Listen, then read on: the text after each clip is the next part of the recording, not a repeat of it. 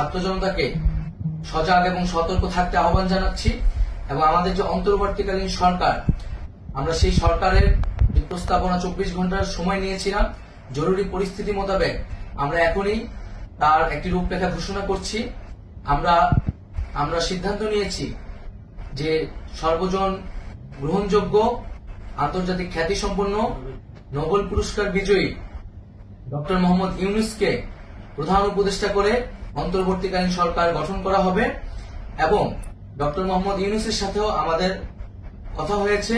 তিনি ছাত্র জনতার আহ্বানে বাংলাদেশকে রক্ষা করতে এই গুরু দায়িত্ব নিতে সম্মত হয়েছে। আমরা সকালের মধ্যেই আমরা এই সরকার গঠনের প্রক্রিয়া দেখতে চাই। রাষ্ট্রপতির কাছে আহ্বান থাকবে যে দ্রুত সময়ের মধ্যে ডক্টর মোহাম্মদ ইউনূসকে প্রধান উপদেষ্টা করে অন্তর্বর্তীকালীন সরকার গঠন করা হোক এবং এই অন্তর্বর্তীকালীন সরকারের বাকি সদস্যদের নামও আমরা সকালের মধ্যে ঘোষণা করব। প্রিয় বন্ধুগণ, দেশে যে অরাজকতা চলছে, মানুষের জীবনের নিরাপত্তাহীনতা চলছে, সেজন্য আমরা রাষ্ট্রপতির কাছে আহ্বান জানাচ্ছি দেশে আইন শৃঙ্খলা পরিবেশ ফিরিয়ে আনার জন্য দ্রুত সময়ের মধ্যে কার্যকর ব্যবস্থা